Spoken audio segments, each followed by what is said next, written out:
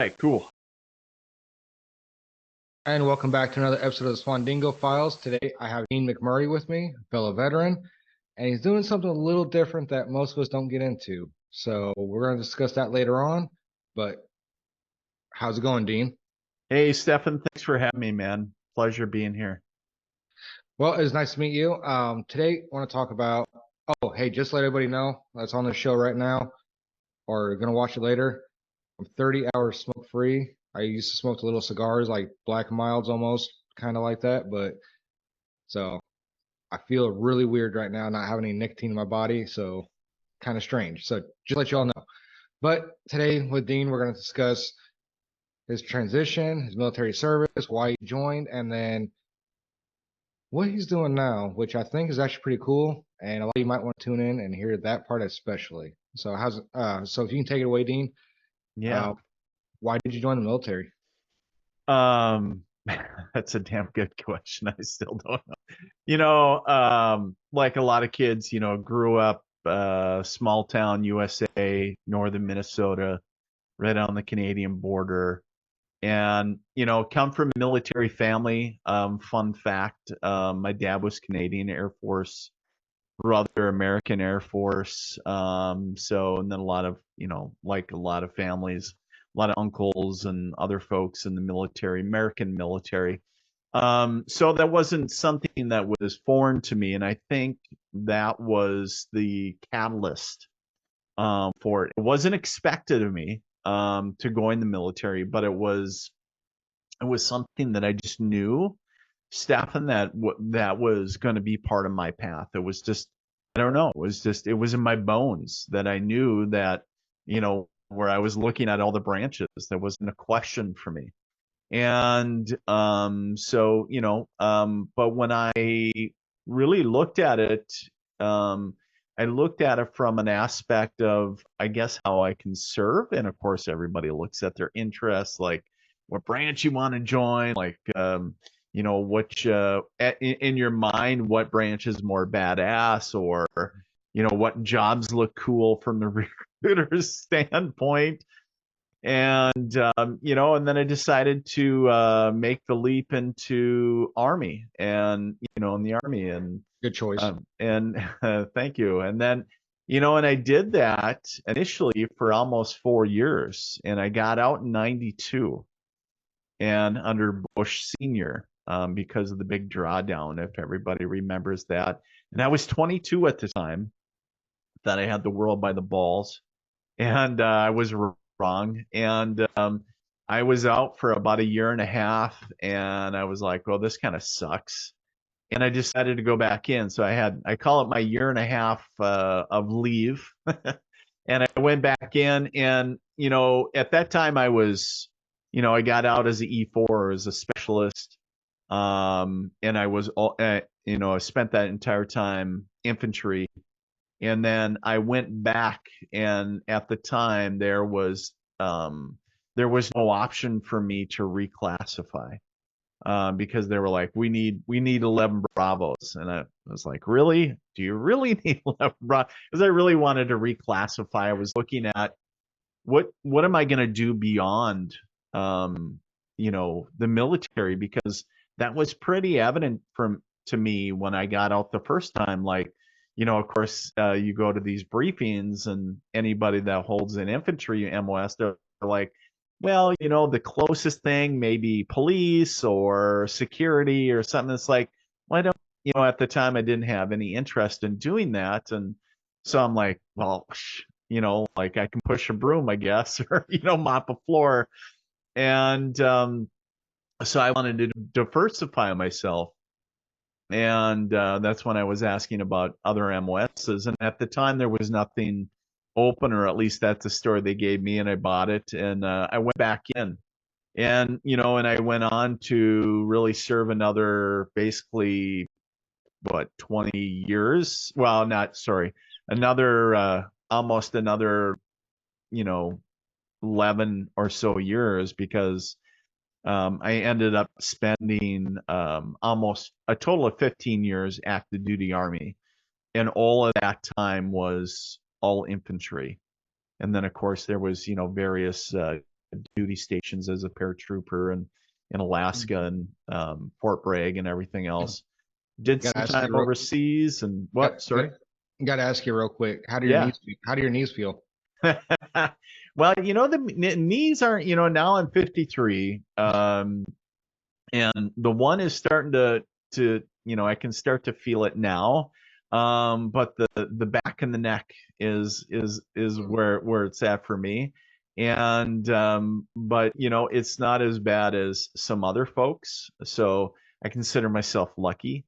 So all the years of road marching and thinking you're doing hoo-hoo shit, and your 53-year-old self is going, you dumbass, like get out, run, and it's like young, dumb, and full of cum, right? So it's like you're not thinking of that. It's like you got a ball of Jack in the back at the barracks and a bottle of Motrin, and you're not thinking about tomorrow. You're not thinking about sick call. You're not thinking about 20 years down the road what your body's going to be doing. And I probably would have gave my older self, if I could talk to my younger self, I'd probably say, get out of the way, you old pogue. It's like, I probably would have said something like that. But, the thing is that do I regret the time? Absolutely not. Made some great friends, had some amazing experiences, things that obviously, the old aspect of you get paid to do this shit, so just some really cool experiences, some stuff, yes, absolutely, I don't ever want to do again, or go visit again, but the it's yeah, no regrets, and obviously, I volunteered to do everything I did. But yeah, Yeah, and then after, what's that? I used to tell people that the military paid us to sleep, fucking train. So we're to be good at all three of Whatever, them. and not necessarily on that order. Yeah, absolutely.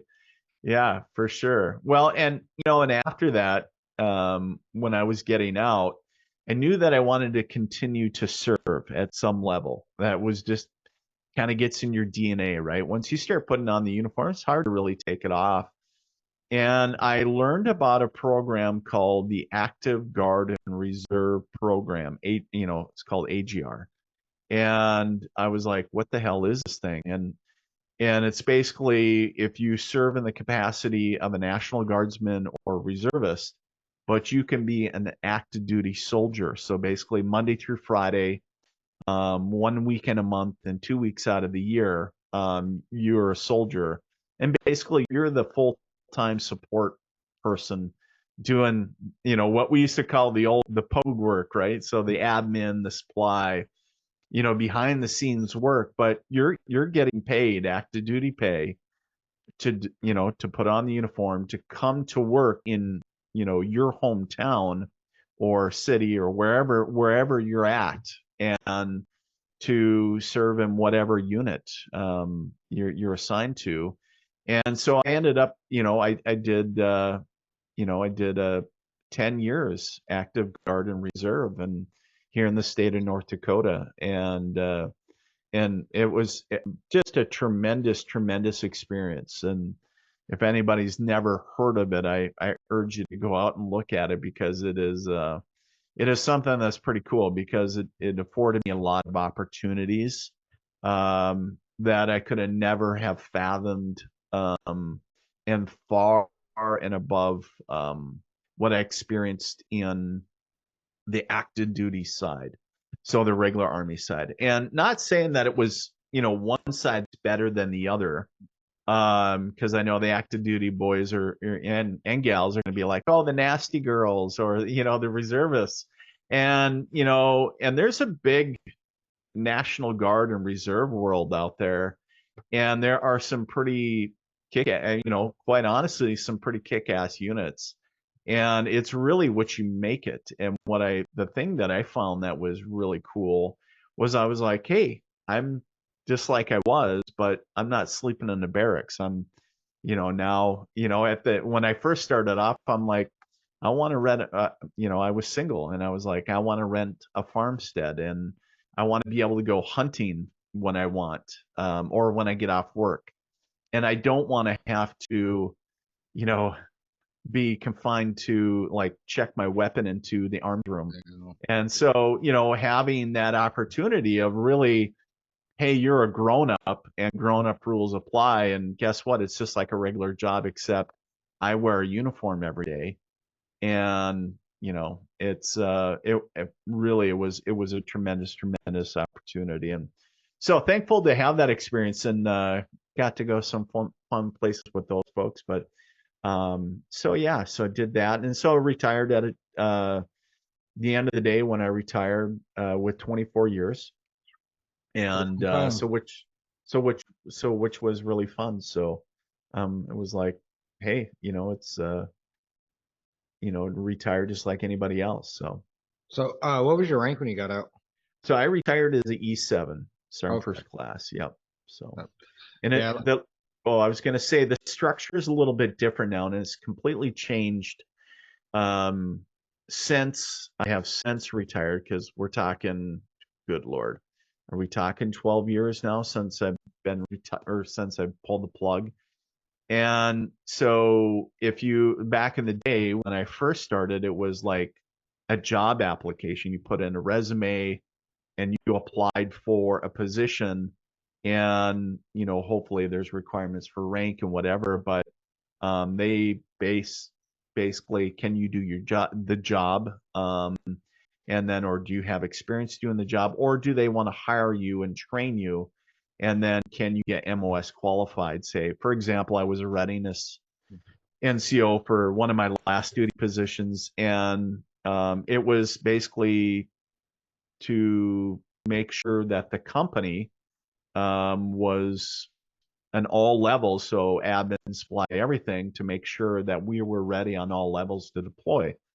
But I had to become a mechanic. Like, that was the requirement. So I had to go to 91B school, and this is a wrench. It's like, okay, it's like kind of the bonehead stuff. But so you had to meet those MOS requirements, which was kind of cool because, when I joined the Guard, I was among the very few at that time that held 11 Bravo MOS. And but they were like, hey, you're coming into the engineer world. Like, they're in this state, at least at that time, they were pretty heavy with combat engineers and wheeled engineer, all the, bridge guys and everything, and gals. And so, I had to go to school to learn how to be a combat engineer, and that was one of the requirements. So, in placing obstacles, removing obstacles, a lot of, of course, everybody loves the picket pounders, even the 11 bang bangs, right? So I'm like, well, I'm familiar with this. And, but, doing charges and, doing all that kind of stuff, and which is fun. I eat that stuff up. But, and then, going into supply school and then admin school, a lot of, paperwork type of That's the branches, fun and part. well, right. Well, but the thing is, there's perks to every job, and when I kind of looked at it from my old way of thinking, like, oh, I got to have a pogue job, and honestly, when you get into it, it was a completely different animal than what the active duty mindset is.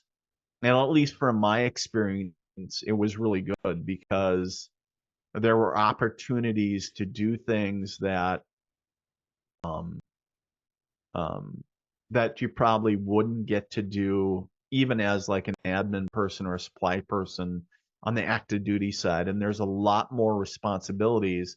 For example, in supply and active duty, the XOs and the S4s at battalion level, or the XOs at company level, take on a lot of responsibilities. But guess what? In a reserve or National Guard unit, when they're not doing their 1 week in a month or they're 2 weeks out of the year, those guys are off working for car dealerships and their normal, quote unquote, normal jobs. So they're not there. That responsibility goes back to you. So a lot of responsibilities that us, And the regular Army think, oh, we don't have to deal with that. That's a requirement that a lot of full-time National Guardsmen and women have to deal with, because a lot of those people that we rely upon in the active duty side, they're not there. They're off doing their other job or other life and outside of the guard. And so either you have to kind of wear a little bit of the commander hat with touching base with them, or like for me, being the readiness was a little bit of the first sergeant commander role. And of course, making sure you're touching base with both, but really you're helping them make decisions. And so it's a kind of a unique unicorn. And when I got into it, I actually said, I was like, holy shit, how many more people? Like I said, I wish I was an AGR recruiter, because I said I could feel like I know that there are so many 11 bang bang. That's the mentality. I was thinking, I know there's so many grunts out there that would give their left nut to be right here, like eat donut. Like if they want to go down, like, hey, let's go to lunch, like you're married to the job. Don't get me wrong, and it is mission first, but at the same time, it's so much more. The majority of the time is so much more low stress, and as long as you got your poop in a group and you got your shit together, is I mean it's I was like, oh my god, how are you guys struggling to fill that role? Like it was mind blowing to me. I was like, it's a no brainer. Like people need to be applying, and it's not just, obviously I'm here in North Dakota. Every state. When I was at Bragg, I'd just gotten back from Afghanistan, and actually before I went to Afghanistan, I had applied all over the continental United States and its territories. And places like one was Nome, Alaska. I actually had a training NCO job up in Nome, up in the Arctic Circle. And there was another one that was another training NCO role. I forget what state it was, but so whether it's from Alaska to Iowa to Kansas or wherever, I mean, I believe even like Puerto Rico and different. So you have to find out what vacancies are for each state and region, and then find out the requirements and then apply for that. But so yeah, that was something that I got into, and I got my foot in the door originally starting as a recruiter for the National Guard, and then I transitioned to admin, and then kind of worked in a one-man armory, believe it or not, down in the basement of a city building in a little town in central North Dakota. And that's where I met my wife. I was still very much single, and the lady that worked across at the city hall was her best friend, and she and her brother was going to the unit. And of course, I had to deal with the city all the time. You're working with the mayor and city officials, and so a lot of different hats I was learning, because I didn't know my ass from a hole, a hole in the wall. And so I was just talking to everybody and learning as much as I could. And of course, in small towns, those from small towns know this. Everybody's very nosy, has their nose in everybody's business, and anybody that comes in, they'll figure shit out about you, like, oh, he's single, like, and of course, she sends her brother, um, to investigate. Hey, McMurray, aren't you single? And of course, I'm giving him shit, going, dude, you're not my type. Like, and he was like, no, screw you. He's like, I'm asking for my sister. And I was like, isn't your sister married? Like, what the hell's going on with this town? And he was like, no, she wants to set you up on a blind date. And of course, long story go, how the story goes, boy meets girl and everything else. And next thing you know, we're getting married, and God, that's been a long time now. Well, my daughter is, we'll be married in July. We'll be 18 years, and so it's been Wow. yeah, crazy. And so, cause my daughter is 17, and our youngest is 10, and so it's just kind of crazy to think how things Like, and that was one of my goals too, because I wanted to put down roots. I wanted to start a family. And that was something that I really wanted to do for a long time. And active duty military was not was not conducive to that. I was engaged a few times previously, and it was the old adage of, I don't think they could keep their uh, you know, their legs closed while I was gone, and so which worked out for the best, Well, in all and honesty, I mean, I was in for 14 and a half years. I went through, yeah, I forgot how many duty stations, but that happened a lot with the women. And it, it's not all of them. I mean, yep. not all. Some were very good, but I understand your concern. And you only got two kids, though? Yeah, only two. Yep. I was Wow. kind of a late bloomer. We're kind of late bloomers, with Well, kids and no, I was just gonna say that's smart. That only two is like that's smart. I have six. I was gonna say you need to bump those numbers up. They're kind of rookie numbers there, but no, that's we after the second one, we were like, yeah, that's it for us. And I decided to get clipped. So put the stopper on it. So yeah, and but so and then of course retired about what 12, 13 years ago. So oh wow. so it's been kind of crazy.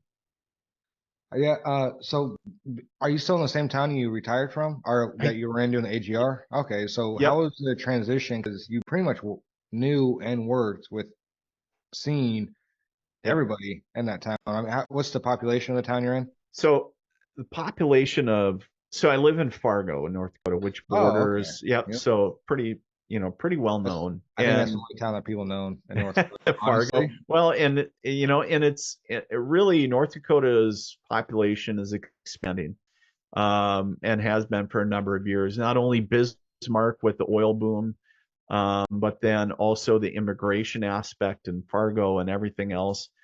But I think we're sitting, without Googling it, I think we're at 100 and some odd thousand, maybe more. I'm guessing. It's a fair good size city, but it's not.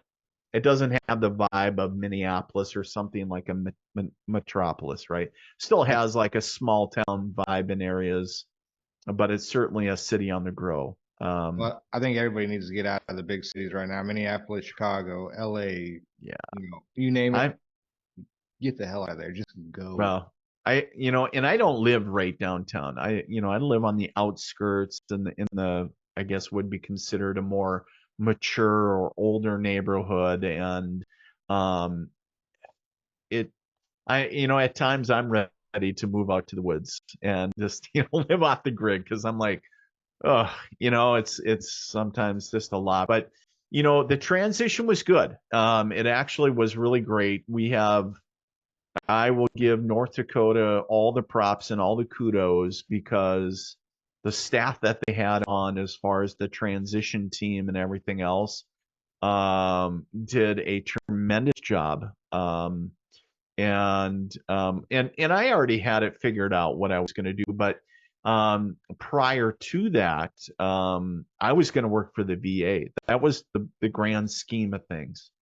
3 years prior to retirement, and the plan was retire, work for we have a major VA hospital here, and I was going to work in some capacity, and because the kids were still young, and I'm like, well, here I was, here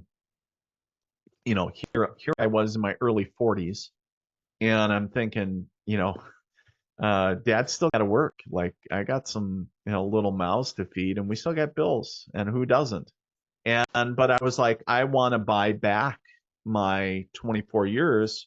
Why not do that? And then even if I did another 10, or if I did another, even if I did another 20, there I'd be in my 60s, and then I could retire. Holy cow. So at 40 some odd years of federal service, wouldn't that be cool? And set myself up for retirement.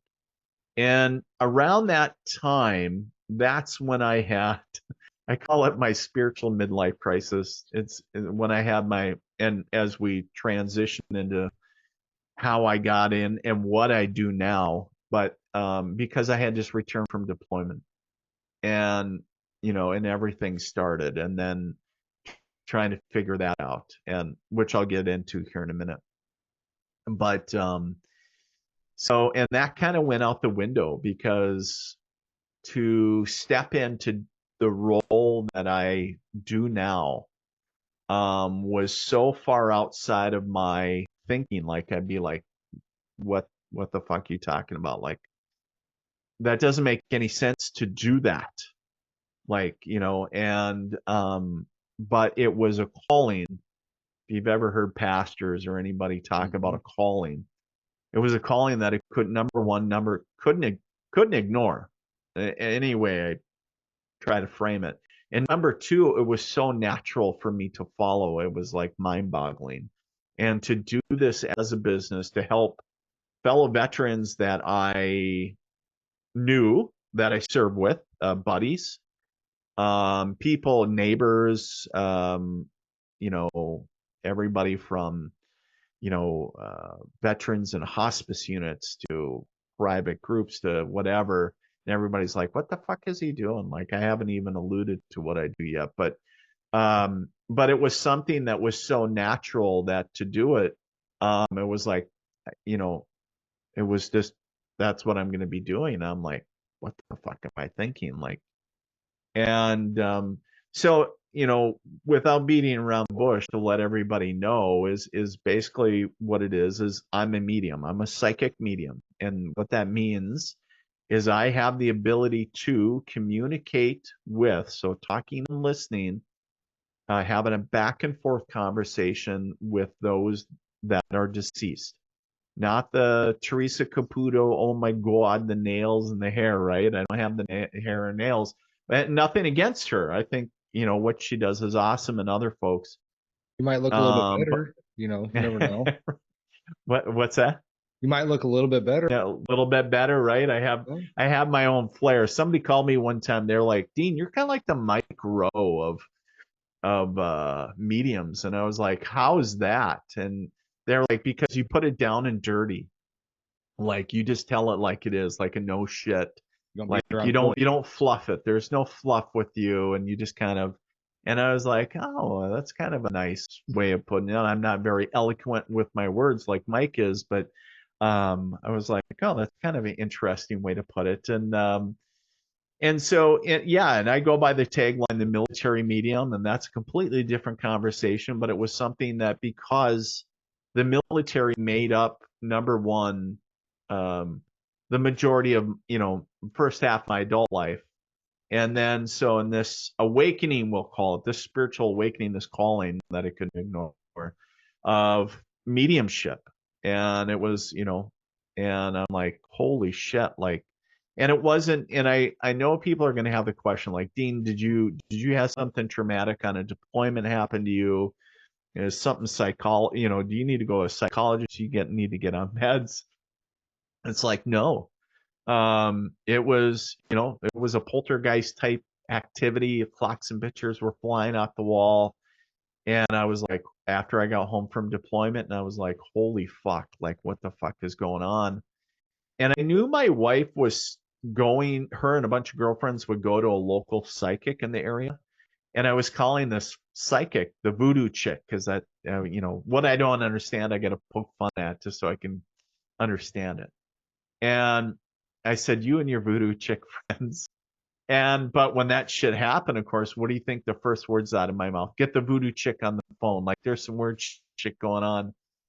And she came over, and I wasn't ready for a reading. I thought that she could just stop all the madness going on, because I can deal with the physical threat. I can wrap my mind around that. I think most military men and women can do that, because what we do is very physical, right? So whatever you do, it doesn't matter whether you do admin or whether you shoot tanks. It's irregardless. There's a physical act behind that. So if somebody said there's somebody actively trying to break into your home, you can understand that, and then you can think about how you want to respond. But if I tell you that there's spirits in your home, or there's something with, spiritual activity, regardless of whether you're a cynic or a skeptic or a believer, it doesn't matter. How do you wrap your mind around something you can't see? But Exactly. you can tell that something like if there's shit flying off the walls, like how do you stop that? And that's how I was like, I felt kind of powerless, and I was like, I can't take out a the 9 mil and start shooting at stuff. And so quite honestly, she came over, this psychic, and she started doing a reading, connecting to my deceased grandfather, who was a World War I veteran and everything. And she gave evidential information that I could validate with, but I wasn't in the mindset. I think this is very important, Stefan, is that sometimes you got to be in a mindset of being accepting, or at least be open. And I wasn't at the time, and so I was missing a lot of the message that was being given. But so when she left, and at the end of the day, everything was done. Nothing was done about all the craziness about the clocks and pictures, and that's what I wanted her to deal with. And kind of looking back on it, that wasn't she wasn't supposed to be dealing with that, because that was the universe's way of saying, Dean, get your shit together, because you're supposed to be stepping into this role to help others, not only veterans, but their family, Gold Star mothers and father, like all these folks, not just military, but their families, and then just civilians and everybody else, Uber drivers, and go on tour boats and wherever, right? And but I couldn't see it because, you're kind of, eyeball deep in everything. And so it was a challenge, to say the least. And so, it wasn't. So I went on this 3-year journey, as I got marched closer to retirement, of trying to figure out who the fuck Dean the medium is and what that looked like. Because I was like, okay, so when I came to this realization that I was a medium, I was like, that's fine, but what does it mean for me? I see all these other people on TV, I read all the books, but I was like, that's fine, but what does it mean for me? Like, because I'm not them. And, and really it was more about, you got to find your way. And then so years down the road, I kind of look back on it, and it's really an analogy for all kinds of shit. And it's like, because we're all unique. Like, what does that mean for me? Like, if you're starting off in business, or say if I wasn't going into the supernatural, like, if I was I go back to the first time that I got out, right? And I worked for several odd jobs. Like, I felt so lost. I couldn't relate to anybody. Here I was, 22, when I first got out in 92. Couldn't relate to anybody. I didn't know who the fuck I was, other than I related for almost 4 years as Specialist McMurray, infantryman, you know, like, who the fuck is that? And then so you lose this identity of self, because you're told in the military who you are. And every day it's shoved in your face. This is who you are. And so I went through a little loss of identity again when I finally retired, because I was like, am I supposed to be a medium? Am I really supposed to do this? Or, like, who the fuck am I? Here I am in my early 40s. Like, am I supposed to go off and do something in the business world? Like, and so I was trying to wrestle really with the true identity of myself. And spirituality aside, it was, I had to come to terms with not what I wanted to do, but who I wanted to be. And I really realized that I was more than Dean the dad. I was more than Dean the soldier, which was a huge one to swallow. And because for 24 years, if you would have asked me who I was or what I did, I always, the first thing out of, I'm a soldier. That was a very, like, first thing. Yep, I'm a soldier, and then dad, husband, all the labels that we wear. And I was like, you know what? I'm more than that. Like, if I go fishing, I just want to be Dean. Like, I don't, yeah, I take my kids, but I want to be more than the label. And so when you start shedding these, and I think that's what's hard, is that as we transition from the military, we start losing this self of a, or what we have identified as part of ourself for so many years in this organization, and we're like, oh my god, like now we're detached from it, and we're like feeling like we're floating in outer space. But And they're um no longer getting the structure on the from the inside on the outside. right, You got to build your right, own repetition structures and patterns in order to adapt to the outside norms of society, to where you try to fit in with everybody else. yes. But as a medium, that is a different job and different world. Well, that's That right. And there was no oh shit, what was the, is it the TAPS briefing or whatever that you yes, get about the, working on the civilian sector, reading all this bullshit and whatever. And which is good. They have a lot of great things, resume building, but there's nothing for mediums. There's nothing for psychics. And so now you're entering the world that's difficult on its own for entrepreneurials, anybody going into their own business. I don't care if you build engines or you're a mechanic or whatever, that's tough enough.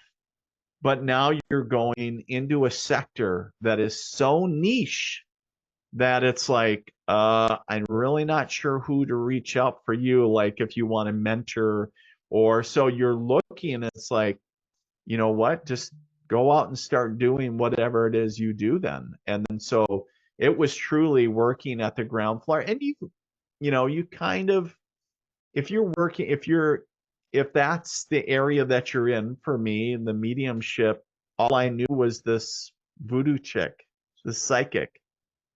And so then you start small, and then so you like learn, for me at the time was, you find other people that are in that area, if you will, other psychics, other mediums, like, maybe. And at the time it was going to expos. They do these psychic expos and, do circuits or whatever. And I'm gonna, that's where I started. I'm gonna And have to take my so, wife to some of those. yeah. And so, and it's like, at first it's, it kind of, you figure out, you kind of where you find your footing. You think about, the aspects of Mount, right? So you need to get your, the foothold. And it's like, okay, so now I get my foothold, now I establish myself. Now what direction do I want to go?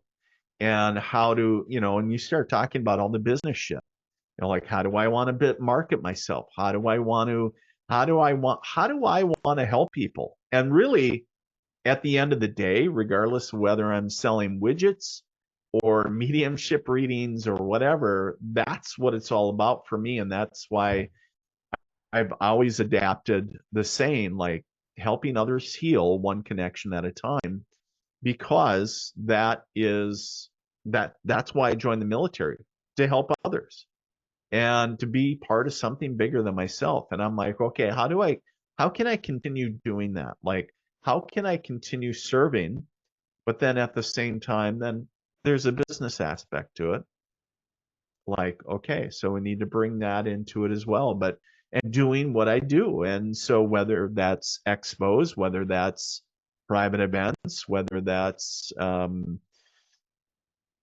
people reaching out through my website, or I was involved in some filming, through producers kind of just coming up with ideas for TV shows and kind of filming some idea stuff, whether that's uh, given the opportunity to, there was I had my own radio show for a while here in the local FM morning show, and that was the Red, White, and You radio show, and that was focused, and it didn't do, even though we did talk to some mediums, but it was all about veterans and their families, all the do-gooders supporting that, because I wanted a way to give back. And we talked about a lot about trauma, a lot about, different things that challenges veterans face, but also different ways to get through that. And so some tools in the toolbox, so to speak. But we also talked about movies. But so, that was their opportunities to do, podcasts, doing now with with the aspect. So even in the mediumship thing, has that opened up other opportunities? Absolutely. And one of the things that I'm super passionate about is doing what I call Operation Give Back. And so we've been kind of slacking because our venue kind of went to shit, quite honestly. But basically, where I partner with a local venue, and basically where they host a gathering of people in a public setting, and where we get a bunch of people together, and through a free will offering where I give a public reading, some basically a gallery. So we get, however many people we can pack in the house, and they all put money in a big fish bowl or a big container, and all 100% of all the money. That's why we try to keep it free will donation, number one, because people that typically can't afford to come to a show can afford. So say if they have $5 or $4, whatever they have, or maybe $50, whatever they're blessed with, they can bring that. And then also, there's no overhead costs for us on the business aspect. And so we can give 100% of what we raise to a local nonprofit.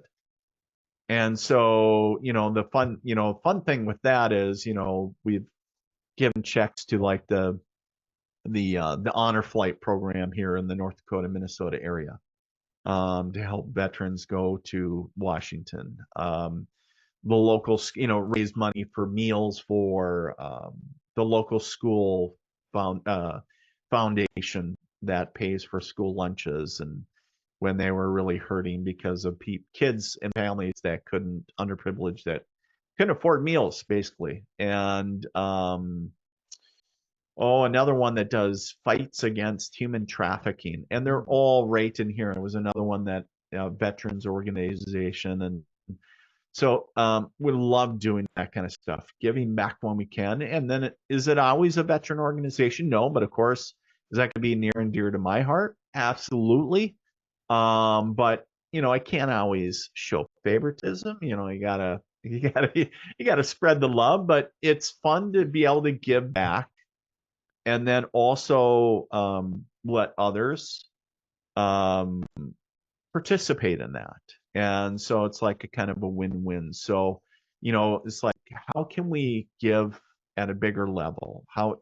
So I'm always thinking of that, of whether it's through a charitable deal, make a wish, or through with, psychic medium stuff, some crazy stuff too. It's like in the process of doing what I do, asked to come in and cleanse spaces as well, like churches, local churches, and different, where people say there's some evil or nasty stuff in this space, and where I'm called in to do, and we could get in probably a whole segment of some crazy shit. I know you were saying earlier.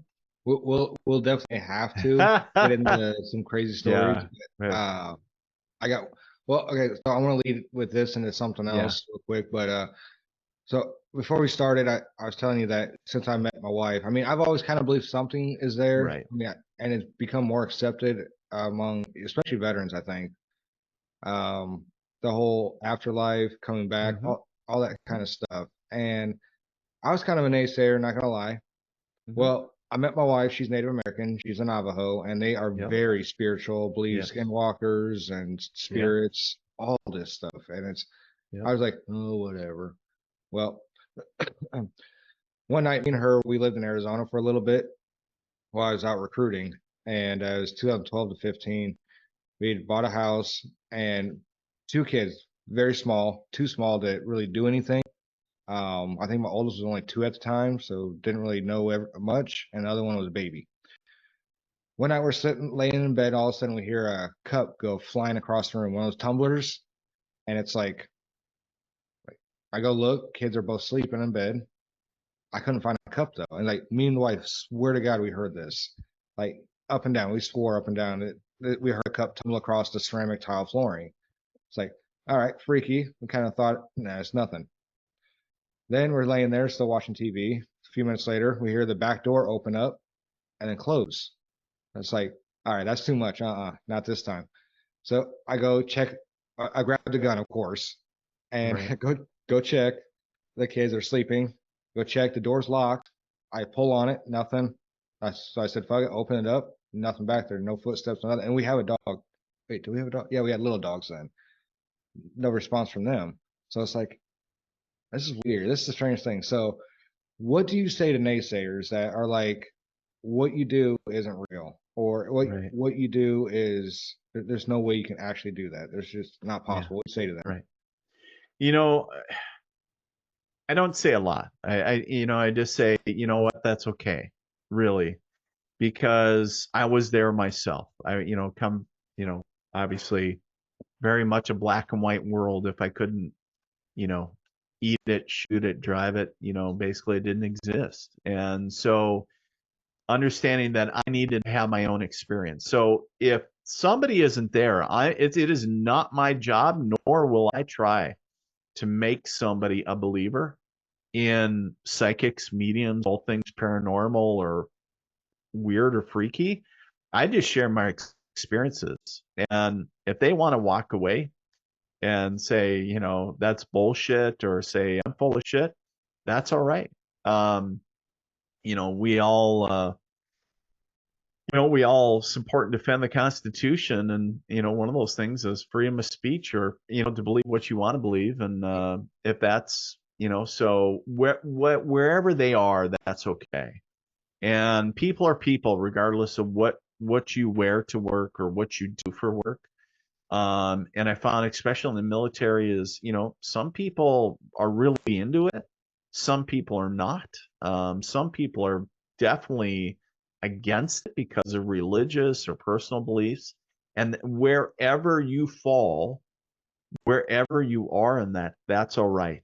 And I respect that. And because number one, that's how I was raised. Like, hey, whatever, like that's cool. Like, I'm not going to waste my time and their time, like trying to, you know, um, make them a believer, because if they don't believe, then they don't believe.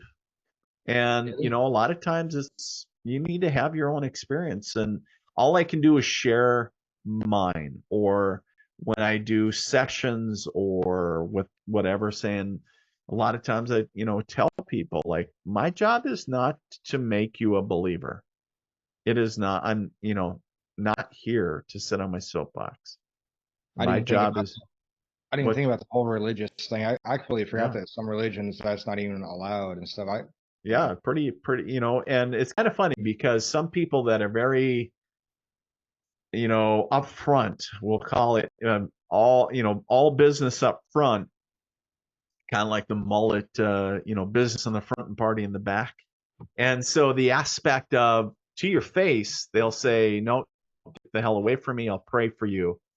But then a little while later, I've had friends that, like, hey, buddy, it's like where nobody will know that they got a reading, and then because curiosity is there, and it's okay. I've given I've given sessions to people that are believers, non-believers, people from almost every religion, not all religions, but so like like people that had no belief, like atheists, and so people have a curiosity, and and they just, they're whether they believe or not. And So but I can tell for 110% certainty that there's so much that we don't understand, and there's so much more out there. that's um, no doubt at all. Like yeah, we so we probably some get like crazy shit. that much of Yeah, everything that's right. really It's, going on out there. yeah. But so I know your website and your social media. I mean, how long does a session last, and where can people look you up at? Perfect Or question. So, oh, go ahead. roughly, I don't know if like they Yep. extend or they range or your Yep. sessions. So some different sessions. I have some different, we'll say different time slots, right? So I offer like a 30-minute phone or video session. And then of course a 1 hour phone or video session. And then of course by email. Of course you don't even need to be on standby for that. You can read it whenever the hell you want. And then prices vary accordingly to the length of time for the sessions. Those and all the different types, so the pretty good explanation of what they are all on my website. And if somebody wants to check that out, they can. If you go to www.deanmcmurray.com or themilitarymedium.com, they're going to take you to the same place. And then you can check out past interviews. I think the little video clip that we did for a project that never made it to networks is there, which was pretty cool. And then some other you know other stuff as well. So if they want to play around, check that out again. Well, like you said before, I'm definitely going to get you back on again. I want to hear some of those crazy stories that you have to tell us. Have you ever had anybody like straight up just freak out? Like get like scared or like no way or like this can't be. I had one mother one time, and she had lost a child that was fairly young, and that was probably the only reading that I remember her saying that we need to stop. It was too emotional for her. Understandable. Yeah, so sometimes, some things will be, highly emotional, obviously, given the nature of things. But yeah, sometimes people will be like, "Oh my God," kind of freaking out a little bit, but nothing crazy, too crazy. I want to make people feel comfortable. I don't want to, I take what I do very seriously, and I don't do it lightly because I try to, be a professional about it. So, well, thank you for coming on, Dean, and we will definitely get to hear some of that. Maybe even just do a live one on here if you could do that, right? Like over live Zoom? readings or what? Yeah, we can do right on here. We'll talk about that later. Right. I don't know. Now the hamster's spinning there. Yeah, I don't want it to fall off though, unfortunately. But thank you for coming on today. And this is all in the Swandingo Files. And we'll see you all next time. We're the Dango H.O. Baby. And if you need to, get the military medium so he can help you talk to some of the people that have passed. I don't know if I want to, honestly. Some of the people that have passed,